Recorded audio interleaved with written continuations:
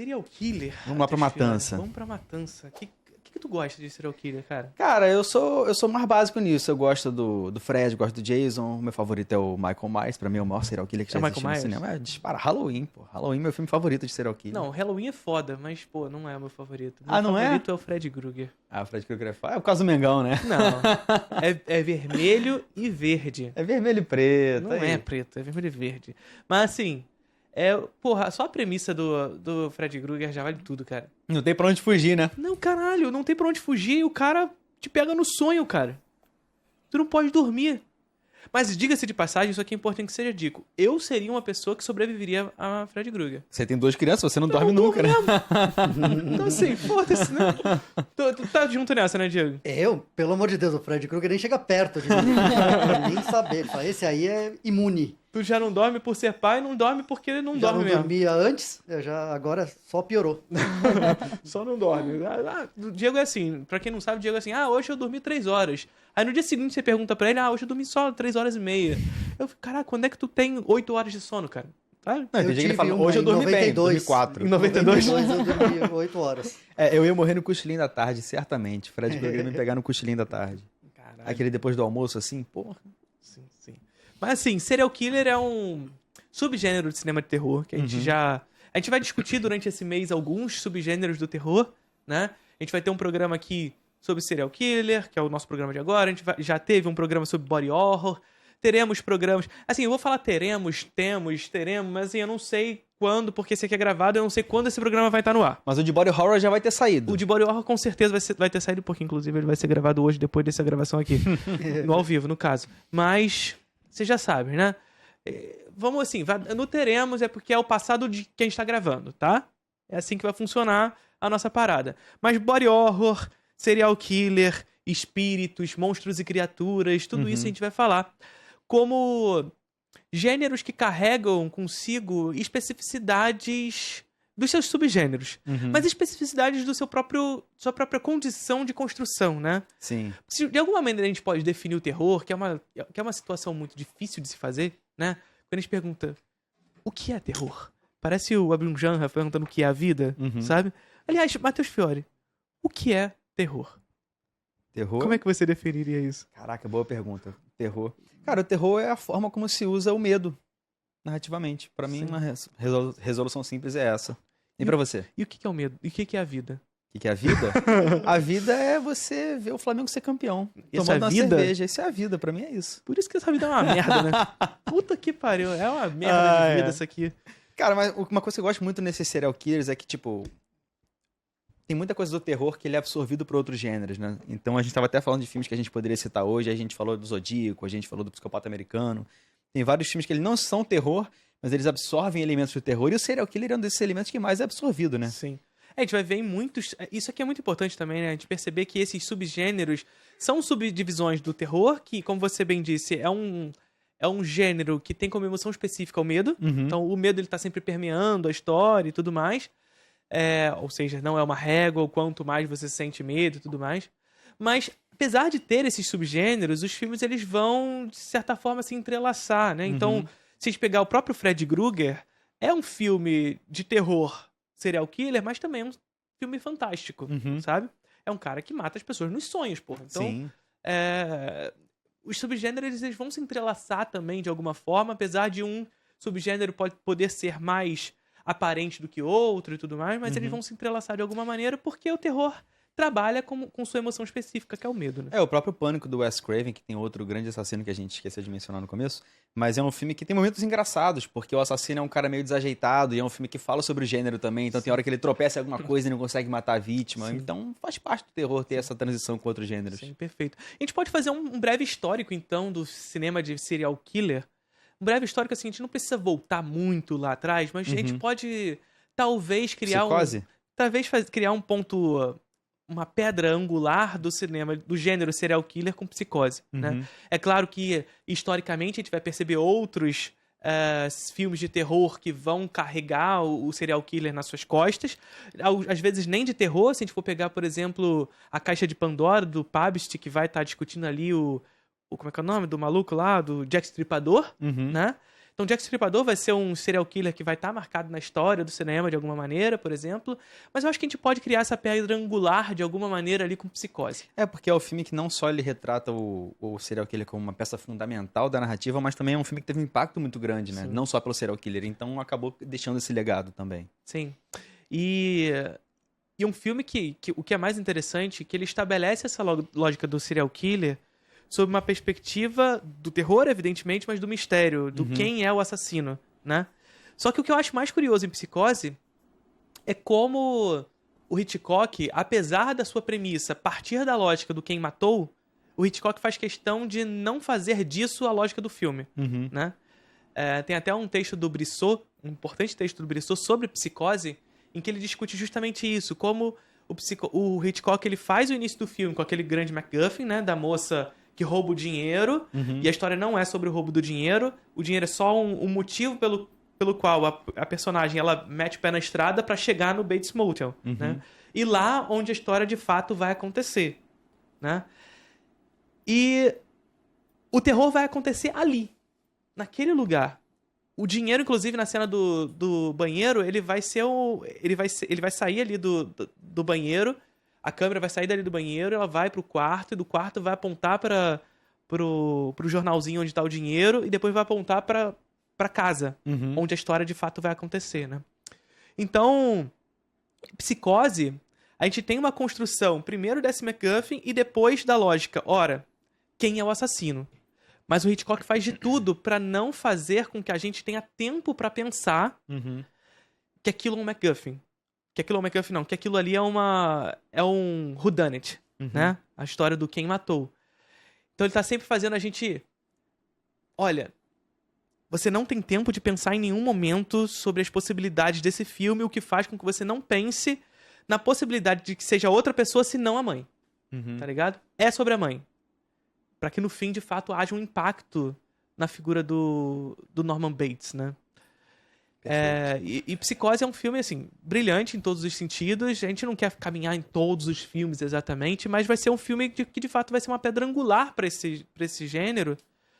Sobretudo porque vai estabelecer esse serial killer misterioso, né? Que vai ser uma base fundamental pro giallo, né? O subgênero do cinema de terror italiano.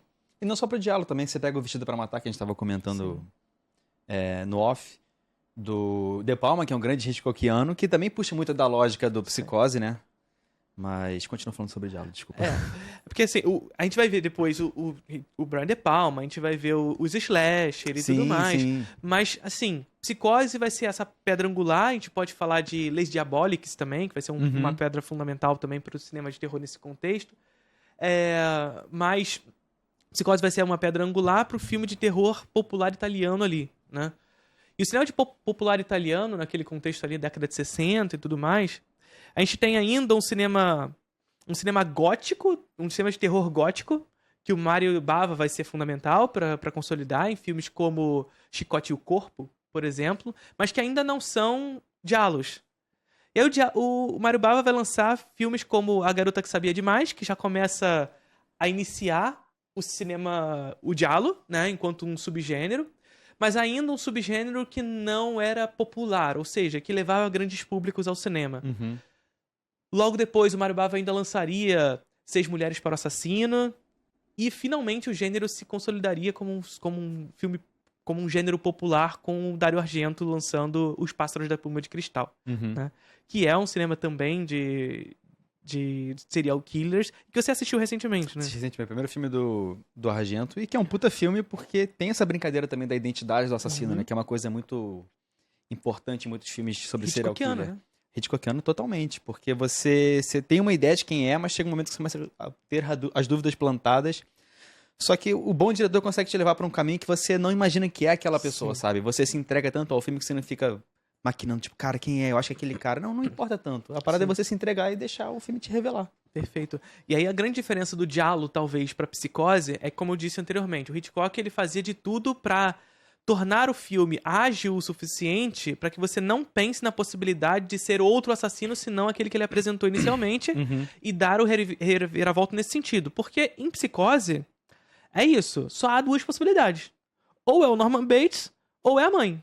Tá ligado? Uhum. Então, uma escorregadinha no filme era o suficiente pro espectador resolver o problema. Uhum. Então, o Hitchcock ele faz de tudo durante o filme pra você não pensar na possibilidade de ser outra pessoa e pra não dar essa escorregada em nenhum momento. Porque Sim. só há duas possibilidades. O espectador tem 50% de chance de acertar. Uhum. Só que ele tem 50% de acertar se ele pensar. Se ele não pensar, ele nem vai ter chance de acertar, porque ele não vai ficar pensando nisso, né? Uhum. Já o Giallo é outra parada. O Giallo é sobre whodunit. O Giallo ele faz questão de ser whodunit. O Giallo ele faz questão de fazer inúmeras reviravoltas durante o filme e nos fazer o tempo inteiro ficar tentando descobrir quem é o assassino. Ah, agora é esse aqui. Esse aqui tá fazendo de tudo pra ser ele, então vai ser ele. Mas aí acontece alguma coisa durante o filme que fala, não é possível que seja ele, é aquele outro. E aí o Giallo tem uma outra característica muito interessante, que tá em Pássaros da Pluma de Cristal, mas vai estar em filmes como Profondo Rosso, que pra mim é a obra-prima do Dario Argento, que é a perspectiva as coisas que nos saltam aos olhos, as coisas que nos faltam, né? A gente viu, mas não viu. As coisas estavam lá, mas a gente não percebeu, sabe? E em Profundo Rosso tem isso logo no início do filme. O assassino tava lá, o tempo inteiro. A gente que não viu. Uhum. Então, a gente vai tentando decifrar durante o filme inteiro quem é o serial killer, quem é que tá matando, quem é que precisa ser descoberto. Ele vai deixando as pistas, ele vai deixando os questionamentos no meio do caminho, mas ele tava sempre lá. E se a gente tivesse o olhar minimamente atento pra parada, a gente via. Uhum. E é legal que nos anos 70, principalmente no cinema americano, passa por um movimento de não importar mais quem é o assassino, né? Sim. Você pega o Halloween, por exemplo, você sabe desde o começo que é um assassino. Porque ele é muito mais um veículo de retrato de alguma questão política, social, que tá naquele ambiente ali. Tipo, no próprio Halloween, é um personagem que ele é um bicho-papão, então ele representa o medo da pessoa que ele tá matando. A primeira pessoa que ele mata é a irmã, que é a menina que tava querendo sair com o menininho. Então tem uma parada ali de repressão sexual. Aí o outro tem medo de ficar sozinho em casa, então o Michael Myers vai chegar quando ele tá sozinho em casa. Então o personagem, ao longo da história do cinema, ele vai ficando muito mais fluido nesse aspecto, né? Até chegar no próprio Assassino do Pânico, que ele basicamente é uma manifestação do cinema de horror mesmo, sabe? Sim. É um personagem autoconsciente. É, um cinéfilo. Sim. Um cinéfilo. Sim. Literalmente, né? Tem até a cena deles na locadora. Sim, aquilo é maravilhoso. Maravilhoso, maravilhoso. Mas assim, não como se no Giallo não houvesse essa conexão com a realidade daquele tempo, né? Uhum. A gente perceber, por exemplo, que o Giallo ele vai ser um subgênero do terror meio B, justamente, B e aqui não é falando mal, é que tem essa noção É mais uma visão mercadológica, na Sim. verdade, né? Porque existe essa noção também de que B é algo necessariamente ruim, não tem nada a ver uma coisa com a outra, é um tipo de filme, é um formato específico. É muito mais por questão de tamanho de produção, Sim. de custo. Sim, perfeito. E o Giallo ele vai ser inspirado nas revistinhas da Mondadori, sobretudo, que são as revistinhas que eram vendidas em jornaleiros, jornalecos, assim, que são livros de baixa qualidade de edição mesmo, não é de conteúdo, sabe? Até porque a Mondadori fazia edições de Agatha Christie, por exemplo. E nessas histórias tinham essas características do assassino que matava em série, do assassino que precisava se revelar no final, o assassino que usava luvas, que usava a questão da primeira pessoa e etc e tal. E aí os diretores como Mário Bava, Sérgio Martino, Dario Argento e companhia começam a fazer histórias que se utilizam do aspecto visual para construir essa narrativa, né? O Lúcio Fulci, usar essa primeira pessoa, as mãos cobertas de luvas para não identificar o gênero do assassino, então você não cria nem a possibilidade de resposta de que é um homem ou uma mulher, não tem isso, então qualquer pessoa pode ter essa possibilidade. Que é algo que o próprio Argento usa muito bem no Pássaro das Plumas de Cristal, né? Sim, perfeito. Essa lógica também de uma hiperestilização da morte. Então, isso é uma coisa que diferencia, inclusive, o Giallo do slasher. Sim, que as mortes são mais ritualísticas no Giallo, né? No slasher é uma questão mais de body counting, né? De quantas mortes vão acontecer. Você espera a próxima morte pela violência que ela causa. Sim. No Diallo, você espera a próxima morte pra saber o quão bela é a próxima morte. Porque é um grande espetáculo. É um As grande cenas geralmente se fecham em um ambiente, aí o ambiente é todo muito bem mapeado pelo diretor, aí vai ter um grande acontecimento ali. O grande acontecimento é o assassinato, sabe? É violento, Uhum. mas existe uma beleza naquilo que se constrói. Então, no Diallo, você sempre tá esperando a próxima morte e o quão bela será ela. Então, se você pega o Seis Mulheres para um Assassino, do Mário Bava, por exemplo, pô, tem a cena da mulher morrendo com uma luva de espinhos. Tem uma cena da mulher sendo afogada numa banheira e a banheira vai se pintando de vermelho. Porra, é lindíssimo, tá ligado? A cena do Profundo Rosso, do Dario Argento, da mulher morrendo no banheiro, que começa a ficar todo coberto de água, de vapor d'água, por causa da água quente da banheira. Nossa, aquela cena é uma das cenas mais lindas da história do cinema, tá ligado? O Dario Argento é muito foda pra construir essas paradas. O Lúcio Fulci é muito foda pra construir. E o Lúcio Fulci ainda tem uma lógica do grotesco pra construir o diálogo. Então, é grotesco, ao mesmo tempo é espetaculoso, é belo. Enfim, o diálogo tem essa questão que o slasher, que será influenciado pelo diálogo, tem, mas é muito mais pautado por uma violência gráfica explícita, né? E até pela surpresa também, Sim. né? Porque não tem aquela preparação do cenário. Às vezes o personagem tá lá e o serial killer tá atrás dele, só mete a faca e acabou, sabe? Sim. Aí todo mundo começa a correr e a cena começa assim. Perfeito. A grafia do Diallo é uma grafia mais do espetáculo pela beleza, e o Sim. espetáculo do slasher é o espetáculo da morte, no sentido de torná-la violenta, né? Talvez eu diria que no diálogo a graça é você ser assassinado. Sim. E no slasher a graça é você sobreviver. E você vê alguém ser assassinado. Sim, sim. Quão belo é isso. E eu acho que uma coisa que une os dois, que na verdade une o terror como um todo, que eu acho que é uma definição que cabe muito bem ao terror, é essa noção de que o terror, ele é sobre o medo, ou seja, a emoção específica do terror é o medo, mas mais do que isso, é o medo da morte. Isso independente do gênero. A gente tá falando do cinema de monstro, a gente tá falando do cinema de serial killer, dos espíritos, etc e tal. É o medo da morte. Mas a concepção de que o medo da morte pressupõe uma valorização da vida, tá ligado? O quanto aqueles personagens estão dispostos a sobreviver àquelas criaturas. Porque viver é mais importante do que morrer naquele contexto, né? Então, o quão importante é fugir do monstro. E aí o monstro é o espírito, é o monstro de fato, é o serial killer, seja lá o que for.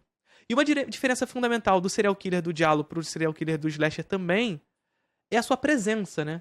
Porque o Diallo, ele faz questão de quem é o serial killer. A gente vai descobrir no final. No slasher, não. Nós sabemos quem é. Sim. Ele vai estar sempre à espreita. Tipo, parece que o serial killer no slasher, ele tem mais controle do próprio espaço do filme, sabe? Sim. Então você pode estar correndo dele, ele tá atrás de você. Você vai chegar na curva aqui, ele vai estar na curva. Sim. Porque não importa, ele vai estar onde ele tiver que estar pra causar o impacto daquela cena. Perfeito. O Jason é o melhor exemplo disso, Sim. provavelmente. O slasher faz... O slasher não. O O Diallo Diallo. faz muito isso, essa construção espacial, mas é muito na figura do mistério. Ou seja, Sim. será que vai estar lá? Mas se ele tiver, ele vai aparecer com a mão. A mão vai aparecer e a luva matando a pessoa. Então, a lógica do mistério vai sempre prevalecer. E mais do que isso, ela vai construir uma lógica no espectador, uma lógica de confusão no espectador. Ou seja, a câmera vai estar sempre se comportando de tal maneira a confundir o espectador de se aquela câmera é o olhar do assassino ou é um olhar em terceira pessoa. Então o espectador nunca sabe se ele é testemunha ou se ele é o próprio assassino no diálogo.